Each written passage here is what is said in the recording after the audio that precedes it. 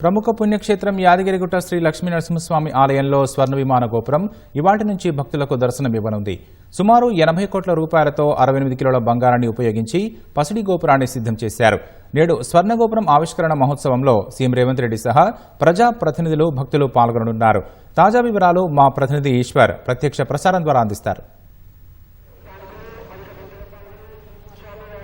Right Rakesh, Telangana రాష్ట్రానికే తలమానికమైనటువంటి శ్రీ యాదగిరిగుట్ట లక్ష్మీ నరసింహస్వామి ఆలయంలో అయితే మరొక అద్భుతమైన ఘట్టానికి శ్రీకారం చుట్టబోతున్నారు.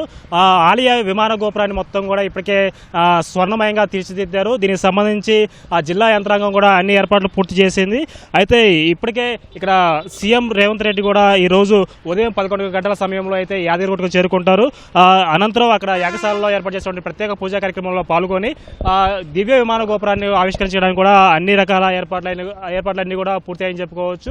ఉదయం సరిగ్గా 11:54 అయితే ఈ మహోత్తర ఘట్టం అయితే జరుగుతుందని చెప్పుకోవచ్చు. దీనికి సంబంధించి ఇప్పటికే జిల్లా యంత్రాంగం మొత్తం కూడా పటిష్ట బందోబస్తు కూడా ఏర్పాటు చేసిందని చెప్పుకోవచ్చు. అదేవిధంగా ఈరోజు ఆదివారము, అదేవిధంగా సీఎం రాక దీంతో పాటు దివ్య విమాన గోపురాన్ని కూడా దర్శించుకున్నందుకు కూడా భక్తులైతే పెద్ద సంఖ్యలో తరలి వస్తున్నారు. భక్తులకు ఎలాంటి ఇబ్బంది లేకుండా కూడా ఆలయ సిబ్బంది అయితే ప్రత్యేకంగా ఏర్పాట్లు చేసిందని కూడా చెప్పుకోవచ్చు.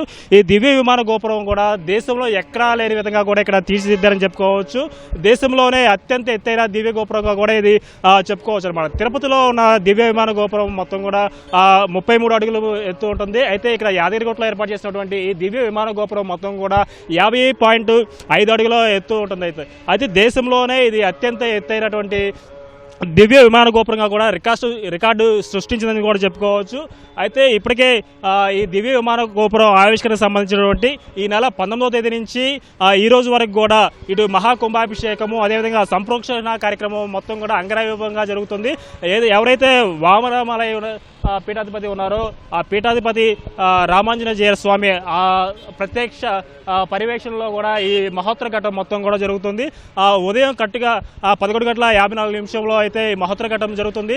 సీఎం రేవంత్ రెడ్డి కార్యక్రమంలో పాల్గొని మహాకుంభాభిషేకం సంప్రోక్షణ కార్యక్రమంలో పాల్గొని దివ్య విమాన గోపురాన్ని మొత్తం కూడా స్వామివారికి అంకితం ఇవ్వనున్నారు. అదే సీఎం రాకతో కూడా ఇక్కడ యాదగిరిగుట్ట పరిసర ప్రాంతాలు మొత్తం కూడా పోలీసులు అదుపులో తీసుకున్నారు. మొత్తం కూడా ఇక్కడ పటిష్ట బందోబస్తు అయితే ఏర్పాటు చేశారు.